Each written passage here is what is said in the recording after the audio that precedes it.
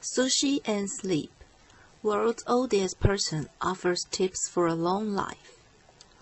Seeking advice on how to live a long time? You could do a lot worse than Masao Okawa. The Japanese woman will celebrate her 116th birthday on Wednesday. Okawa, pictured above, celebrating her 115th birthday in 2013, spoke to the UK Telegraph about her secrets for longevity.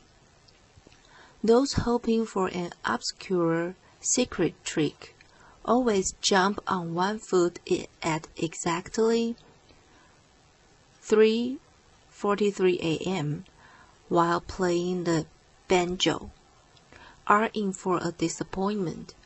Okawa attributes her incredible lifespan to getting plenty of sleep, eating well, and take a nap as needed. She told the paper, "Eat and sleep and you will live a long time. You have to learn to relax." Easier said than do, of course. But when advice on living a long life comes from the world's oldest person, it's worth heeding. Okawa, born in 1898 and great-great-grandmother to 6, eats sushi at least once every month. Tomohito Okada, head of the retirement home where Okawa has lived for the past 18 years, told the Telegraph. When asked by the Telegraph about her happiest and saddest moments, she spoke about her 1990 marriage to her husband and the birth of her 3 children. Her husband passed away in 1931. Her surviving children are 94 and 92, according to the Telegraph. Okawa became the world's oldest living person last year when the previous title holder,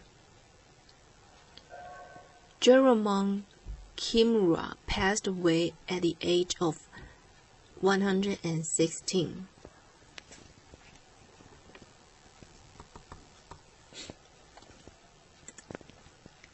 Teen sues parents for cash, college tuition. Does she have a case? A New Jersey teenager claiming that her mother and father tossed her out of their home and cut her off financially is using them for immediate support, current private school fees, and future college tuition. The parents, meanwhile, said that daughter Rachel Canning, 18, moved out voluntarily after refusing to abide by their rules. "We love our child and miss her. This is terrible. It's killing me and my life," Rachel's father, Sean Canning, a town administrator and retired police officer, tells the Daily Record. "We have a child we want home. We're not draconian, and now we're getting hauled into court. She's demanding that we pay her bills, but she doesn't want to live at home. And she's saying, 'I don't want to live under your rules.' The rules," he notes, includes reconsidering her relationship with a boyfriend who may be a bad influence, being respectful, and abiding by her curfew. He and his wife Elizabeth, who live in suburban Lincoln Park, about 25 miles outside the New York City, have kept their daughter's car because they paid for it, says Canning. And he admits that they did stop paying Rachel's tuition at the private Morris Catholic High School. A hearing is scheduled to take place on Tuesday in the Morris County Superior Court. For months, Rachel, an honor student, cheerleader, and lacrosse player, has been living with the family of her best friend and classmate, Jamie Igesino, whose father, attorney John Igesino, is bankrolling Rachel's lawsuit. He's also requesting in the lawsuit that the Cannings reimburse him for the legal fees, so far totaling $12,597 according to the paper. Rachel's attorney, Tanya Helfand, is not taking calls as she prepares for Tuesday's hearing. Her office tells Yahoo Shine Rachel did not return a call from Yahoo Shine, and the Morris County Court was closed on Monday due to inclement weather. But the Daily Record reports that, in the suit, Rachel alleged that her parents decided to cut her off from all support both financially and emotionally. As of her 18th birthday, which was November 1st, her suit also demands the following of the Cannings: that they take care of an outstanding $5,306 Morris Catholic tuition bill, pay their daughter's current living and transportation expenses, and free up her existing college fund, as she's already been accepted to several universities. It's not unheard of for youngsters to take legal action against their parents for various offenses, from a pregnant Texas teen who sued her parents for allegedly pressuring her to get an abortion, to a pair of siblings in their 20s who sued their mom unsuccessfully for bad mothering. Even so, the Canning case is an extremely unusual one, according to experts in family law. That's because similar suits typically involve either a divorce situation, which parents disagreeing on a child's financial support, or a fight or emancipation in which a teen is declared financially independent from parents. This young woman is actually saying, I want to court to compel my parents to continue to support me financially. That's what's unique in this case. Mary Coogan, assistant director of the nonprofit Advocates for Children of New Jersey, tells Yahoo Shine. So this young lady is in a unique situation because it does become very fact-sensitive. There's really no law directly on point. What families in similar situations have done, in Coogan's experience, is to file for what's called a family crisis petition, in which the court will try to mediate an agreeable outcome between the parents and their child. Taking the situation through would be a better route than a lawsuit. Kenneth Newman, a New York divorce mediator and psychologist with the Center of Mediation and Training, tells Yahoo Shine. We often use the legal system as a way to deal with disagreements when we should be using therapy or meditation. He says, nothing that Rachel's case is extremely rare, and that he's not had a case like this in 30 years. with the most unique angle being that the parents are not in disagreement. Unfortunately for Rachel, Newman says, I don't think she has much of a case. This sounds like just another 18-year-old who got into a thing with their parents.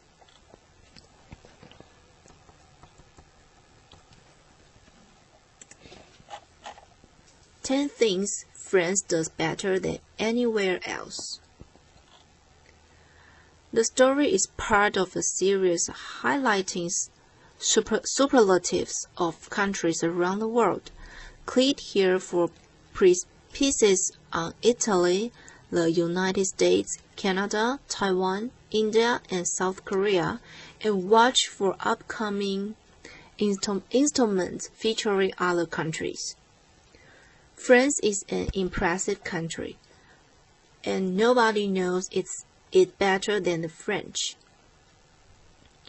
The country is surprisingly like the United States, which is taught a thing or two about liberty, in that you don't really ever need to leave. There are sophisticated cities, sunny seashores, snowy mountains, and wooded valleys all in one country.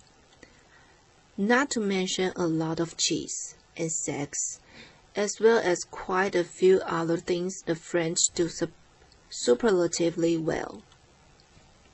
First, cheese. Yes, it's a cliché, but France remains the ultimate destination for cheese lovers. General de Gaulle once asked how he was meant to govern a country that produced 264 varieties of cheese.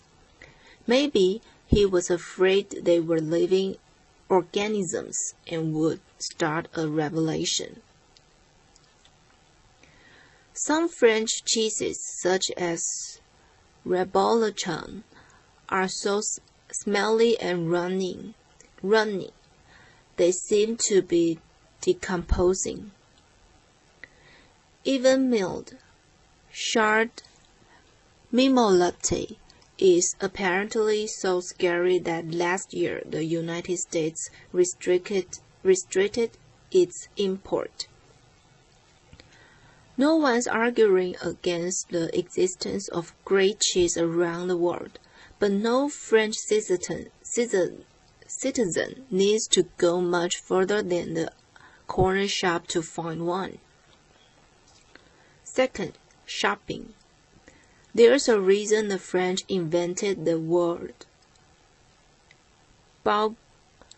bourgeois, which now stands in for all things materialistic.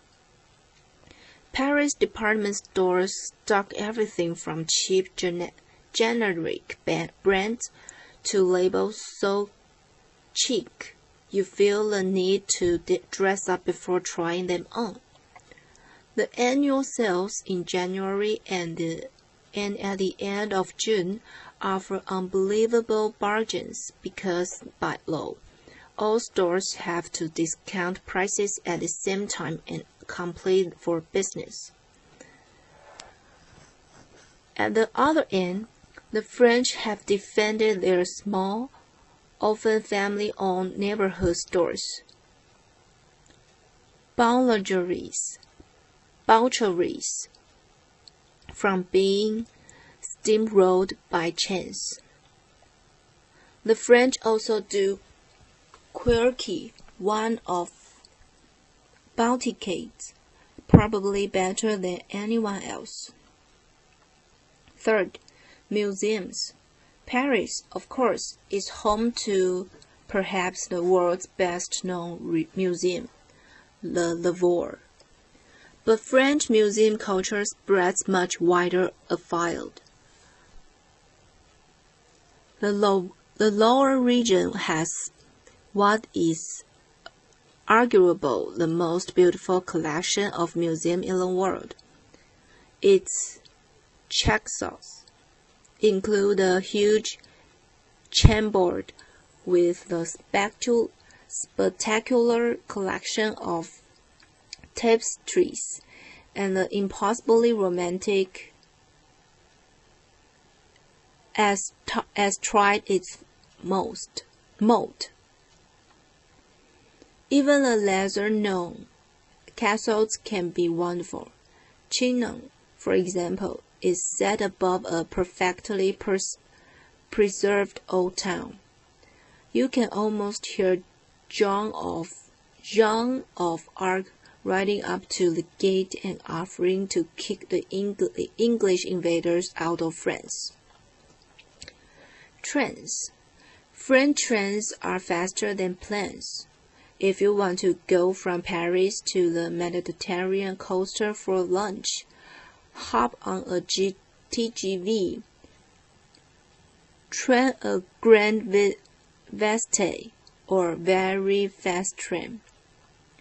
3 hours later, you will be sipping rose and gazing at billionaires' yachts, while the followers are still putting in a claim for their lost luggage. TGVs crisscross the country, and the SNCF, French National Railways, offers excellent online deals, first class for just a little more than second. The French might like the good life, but it needn't also mean slow. Traffic jams. The average French driver's notion of equity is a strong but terrifying one. I'm going that way, and you can't stop it. And you can't stop me. If going where he or she wants to means causing an accident or total gridlock, that's everyone else's fault. None. The unwillingness to acknowledge any other car on the roads, the supreme French belief in liberty, incarnated in the automobile, means that on every Saturday in summer and on national holidays, the whole country is transformed into a huge traffic jam as everyone drives to or from their vacation at exactly the same time. Politeness. The French, aren't they notoriously abrupt, especially Parisian, when addressing non-French-speaking tourists? More accurately, the French have mastered the art of being impeccably polite and starting dismissive at the same time. When a posh maître raises one eyebrow and owes "Bonjour" or "Madame" at you, he is simultaneously respecting you and questioning your right to exist. But if you get the hang of French politeness, anything is possible. The golden rule is simple. You should begin every conversation with a bright bonjour. This doesn't just mean hello. It's recognized French code for yes, I am here, and I'm respecting you by being polite, so you are going to respect me and maybe even be pleasant to me. All that in one magic word, and it works. Sexiness. It's hard to pin down sexiness, but for many, being French is a good working definition. That accent, plus a certain insouciance and joie de inevitably slipping into French here, make a pretty attractive package in both men and women. And then there's plain sex, which is everywhere in France. Take French films, for example, which almost by law have to include at least 2 naked breasts and 4 buttocks. French men and women know the rules of attraction equally well and rarely stop playing. It's almost a duty to look sexy and classy whenever anyone else is around, and to leave a memorable impression. Luxury is a clever trick. When you think of luxury goods, the word French slips almost automatically into place. Today, the French talent for luxury has trickled down beyond Louis Vuitton, Dior, and Chandon and the rest. Its effect can be felt in the dozens of stylish Parisian cafes with starched-apron waiters, and in the many reasonably priced spa hotels, such as French side only, that can make you feel like a millionaire without charging you accordingly.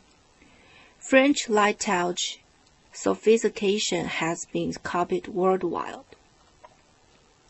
Customer service, oh yes, related to politeness, but with an important retail distinction. The French have a saying, the customer is king. Yes, and we know what you did to your kings. But behind a sometimes facade of surely indifference, French service can be wonderful. That grumpy waiter doesn't hate you. It's just that he's a pro and you're an amateur on his territory. The same goes for the snooty department store saleswoman. Unlike in other countries, such jobs in France can still be lifelong careers, bringing a lifetime's worth of skills. The thing to do is soldier on, smile and inform your server that what you want. The French respect people who know what they want, and will do their best to help you get it, as long as it's not just before their lunchtime, of course. Globalization. French has the world's best policy on globalization. It spends so much time complaining and foreign invaders are killing off its economy that no one noticed how French products are taking over the planet. Have you checked recently who provides your electricity, who owns your transportation system, who feeds your army, even who build your city's public toilets? Especially if you live in Europe, there's a strong chance you'll find a French multinational such as EDF, Transnistria. That's not to mention the countless French brands on every shopping streets in the world. Next time a French person tells you Hollywood is destroying French culture, just point to the nearest public toilet.